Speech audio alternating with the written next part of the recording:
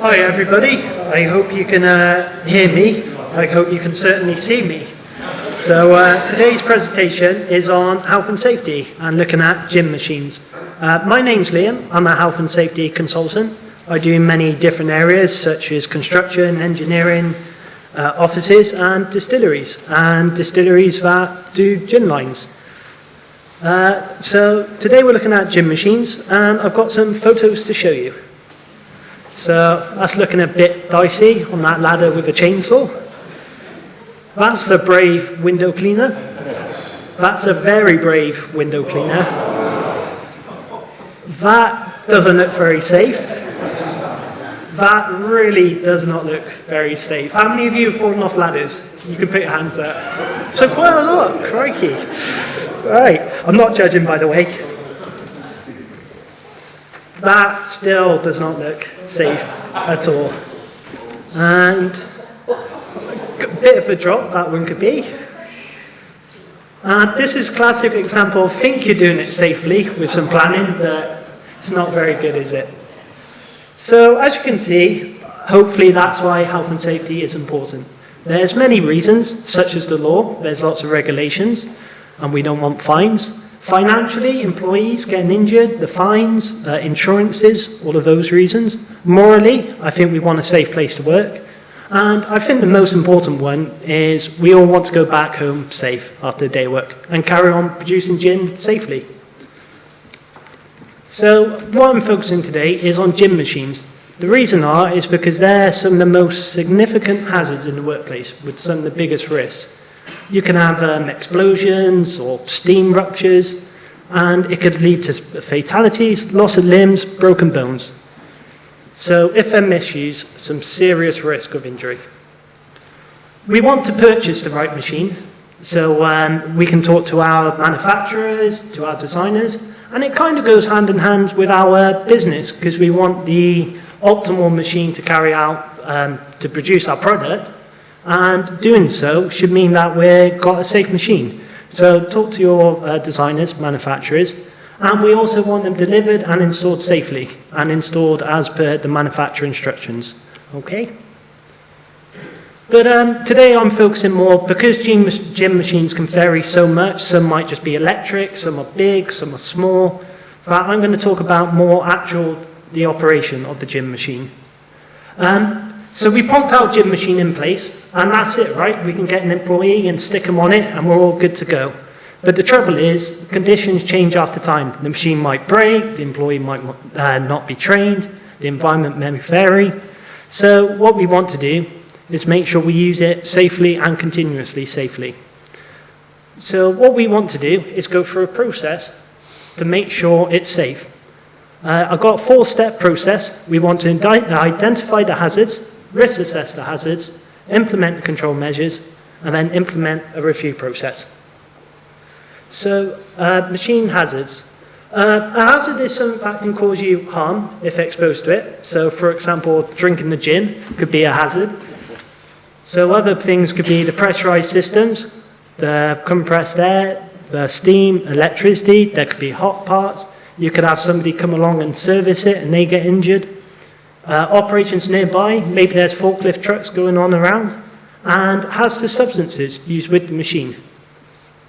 So we've looked at some hazards, and there could be many more, varies in the workplace. So what we want to do now, we've got these hazards. Should we panic? Should we close all our gin lines? Should we not worry? Is it all okay? Well, that's why we want to risk assess each hazard and see which ones we want to consider, which ones are high risk, which ones are low risk, and give us some priority and order. So in order to do that, we're going to use a risk rating matrix. And this can give us a numeric value to each hazard.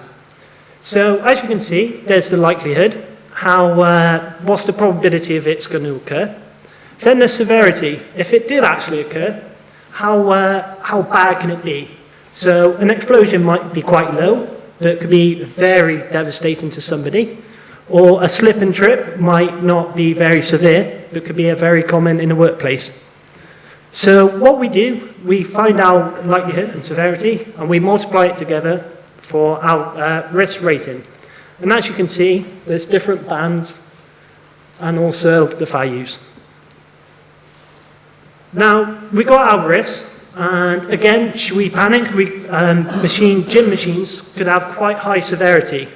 So things like an explosion or fire. So therefore, you might be going, crikey, we got a lot of medium or high risks with this gym machine. Well, what we want to do is reduce the risk to as low as reasonably practical. It's kind of impossible to eliminate all hazards, and you couldn't just go flatten the whole workplace to get rid of all slips and trips. That would be impossible. You don't want to just stop producing gin, because we want to produce gin. So what we want to do is weigh up the cost and the factors to how much is going to reduce the risk. And what we're aiming for, let's get everything into low and minimal. We don't want any high or medium risk. So what are we going to do to reduce the risk? We're going to put in control measures. So control measures are actions that we take to reduce the risk or eliminate the hazard. And they can both tackle our likelihood or our severity, or both. In order to consider our control measures, we're going to put in place.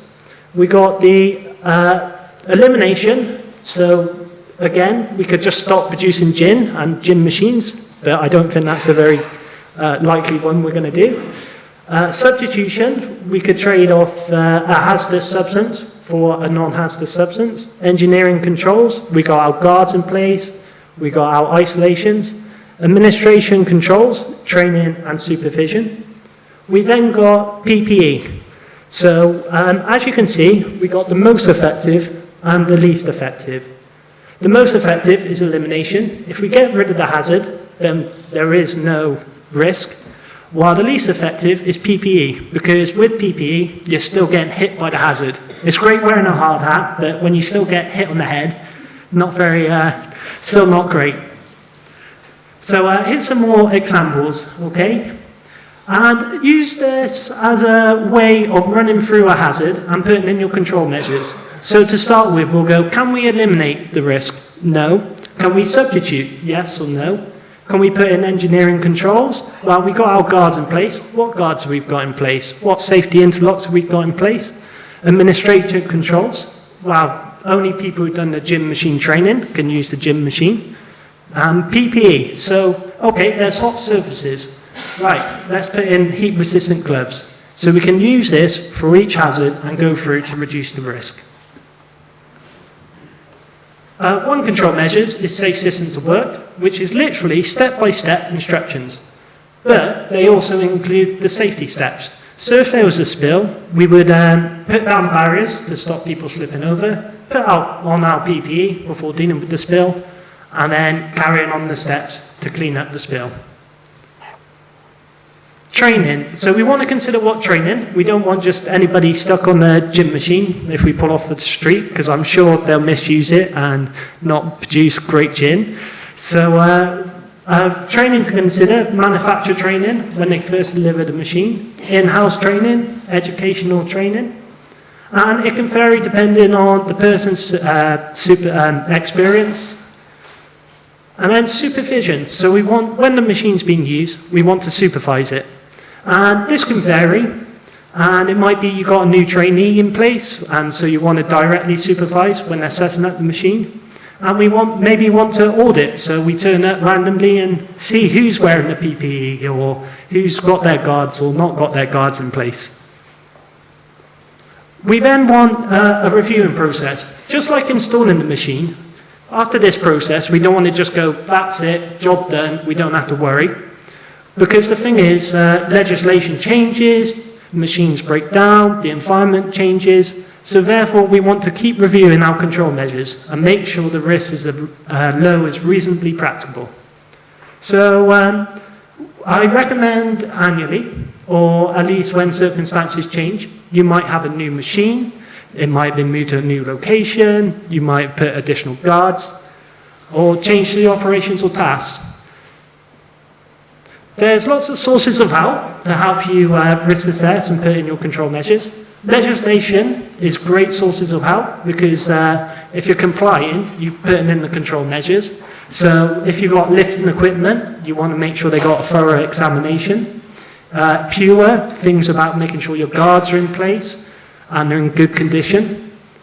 So then, when going through this process, the best people to speak to is the actual people using the machine, the operators, or I'd hope so. So when I go through a risk assessment, putting the control measures, you'll want to actually go through all the tasks with them. They're the best. They know where the hazards are. They know the safety control measures, what to do, what not to do.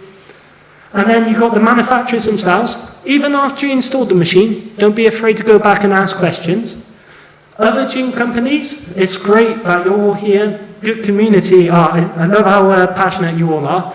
So if you've got safety issues, don't be afraid to ask. I'm sure other people experience similar problems. And then consultants, so aka me, so I'm sure I'll be happy to help you out and provide help.